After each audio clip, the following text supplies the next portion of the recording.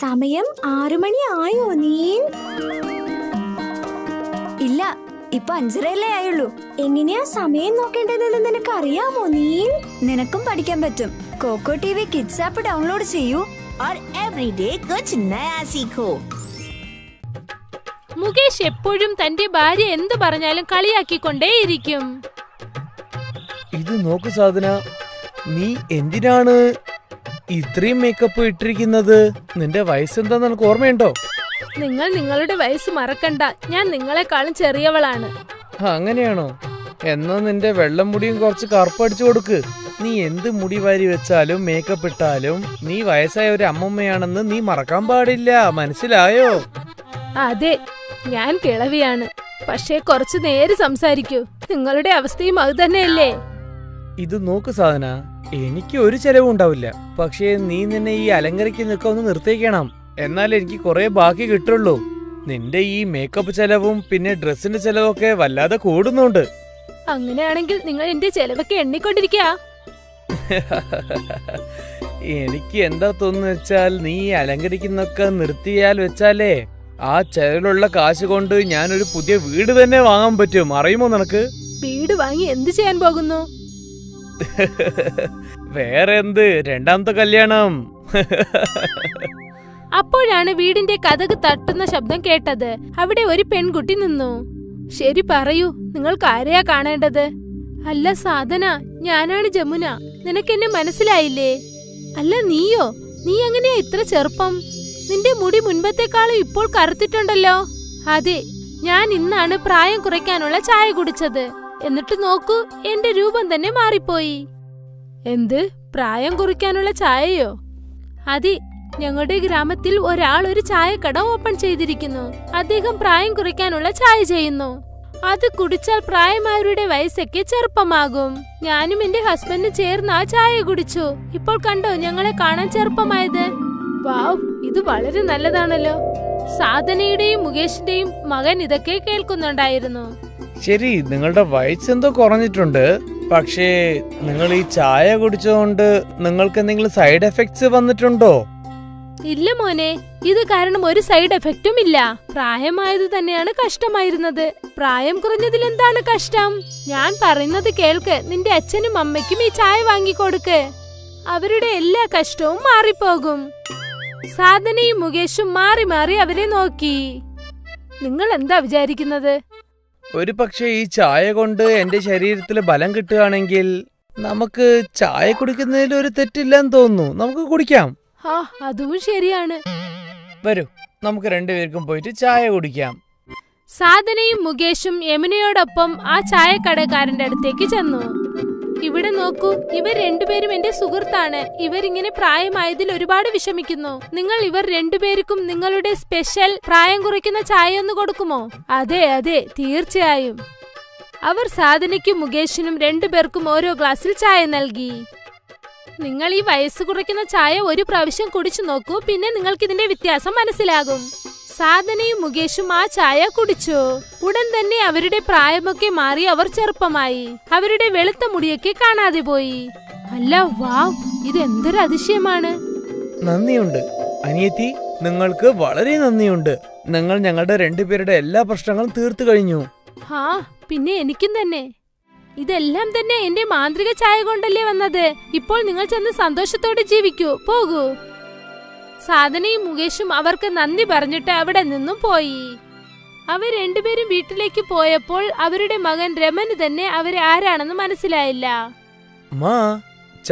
നിങ്ങൾ രണ്ടുപേരാണോ? ഹാ, നോക്ക്, ഞങ്ങൾ രണ്ടുപേരും ചെറുപ്പമായി മാറി. ഇതിനുശേഷം നീ ഞങ്ങൾക്ക് വേണ്ടി മരുന്ന് വാങ്ങേണ്ട ആവശ്യമേ ഇല്ല മോനെ. നിങ്ങൾ പറയുന്നത് സത്യമാണോ? നിങ്ങളുടെ എല്ലാ സൂക്കേടും മാറിക്കഴിഞ്ഞു അല്ലേ? അതെ മോനെ, ഇന്ന് ഞങ്ങൾ വളരെ സന്തോഷമായിട്ടുണ്ട്. അന്ന് മുഴുവൻ മുകേഷിന്റെ മൊത്ത കുടുംബവും വളരെ സന്തോഷത്തോടെ ആയിരുന്നു. അടുത്ത ദിവസം രാവിലെ മുകേഷ് എണീറ്റു. പക്ഷെ അവന്റെ അമ്മയും അച്ഛനും ഇപ്പോഴും ഉറങ്ങിക്കൊണ്ടേയിരിക്കുന്നു. അച്ഛാ, എന്തു പറ്റി? അമ്മ, അച്ഛാ, എന്തു പറ്റി? അമ്മ, അച്ഛാ. രമൻ അത്ര നേരം വിളിച്ചും അവർ രണ്ടുപേരും എണീക്കാത്തത് കൊണ്ട് രമൻ റൂമിനകത്തേക്ക് ചെന്ന് നോക്കി അതിശയിച്ചു പോയി. അവനെ കൊണ്ട് ഇത് വിശ്വസിക്കാനേ പറ്റിയില്ല. അമ്മേ, അച്ഛാ, എന്തു പറ്റി? അമ്മേ, അച്ഛാ. അവന്റെ അച്ഛനും അമ്മയും രണ്ടുപേരും ശില്പങ്ങളായി മാറിയിരുന്നു. അവൻ അവിടെ തന്നെ നിന്ന് കരഞ്ഞുകൊണ്ടേയിരുന്നു. തൊട്ടടുത്ത വീടുകളിൽ നിന്നും കരയുന്ന ശബ്ദം കേട്ടു. രമൻ അവിടെ ചെന്നപ്പോൾ അവിടെയുള്ള ആളുകളും ശില്പങ്ങളായി മാറിയിരുന്നു. രമൻ എല്ലാവരുടെ വീട്ടിലും ചെന്ന് നോക്കി.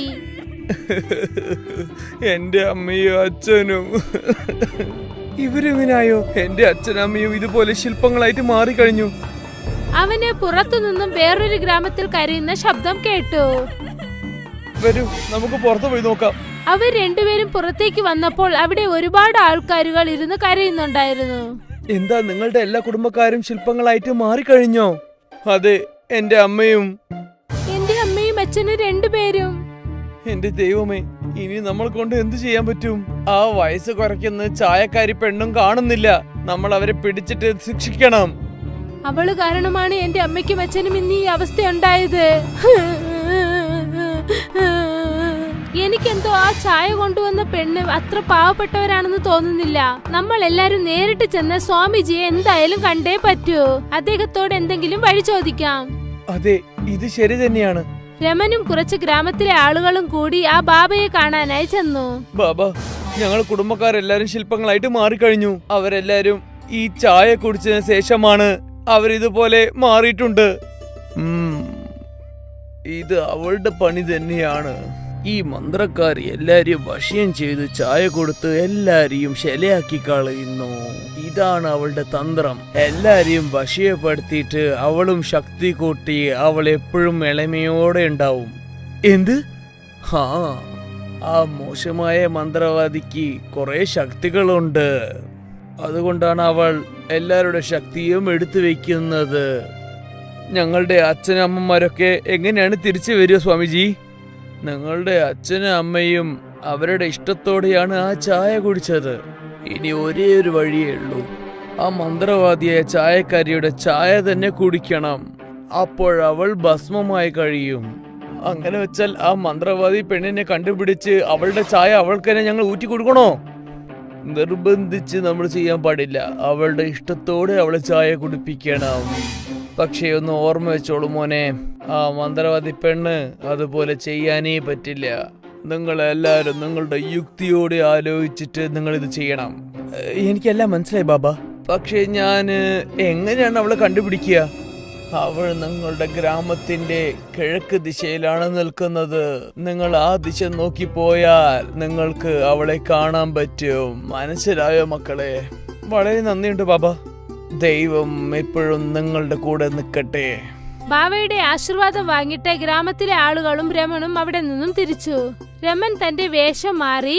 എന്നിട്ട് അവൻ അവന്റെ തലയ്ക്കും മീശയ്ക്കും വെള്ള നിറം നൽകി.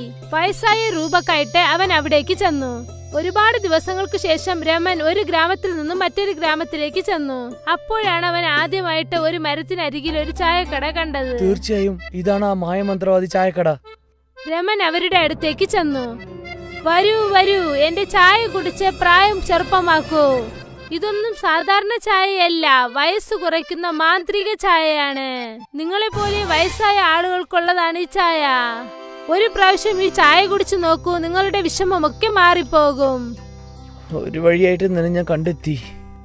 രമൻ ആ ചായ കയ്യിലെടുത്തു. എന്നിട്ട് അവൻ അത് കുടിക്കുന്നത് പോലെ അഭിനയിച്ചു.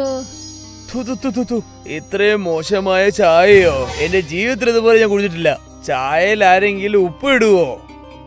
അങ്ങനെയൊന്നും സംഭവിക്കാൻ ചാൻസേ ഇല്ല. എന്റെ ചായയിൽ ഒരിക്കലും ഉപ്പുണ്ടാകില്ല. ഞാനെന്താ ഇപ്പൊ കള്ളത്തരം പറയണോ? നിനക്ക് അത്ര വിശ്വാസം ഇല്ലെങ്കിൽ നീ ആ ചായ ഒന്ന് കുടിച്ചു നോക്ക്. അവൾ ഒരു ഗ്ലാസ്സിൽ ആ ചായ എടുത്ത് ആ ചായ അവൾ തന്നെ കുടിച്ചു നോക്കി. ആ ചായ കുടിച്ചതും അവൾ മന്ത്രവാദിനിയുടെ രൂപത്തിലായി. ആ ചായ കുടിച്ചതും അവളുടെ ശരീരം കത്താൻ തുടങ്ങി. കുറച്ചു സമയത്തിനകം തന്നെ അവൾ ഭസ്മമായി മാറി.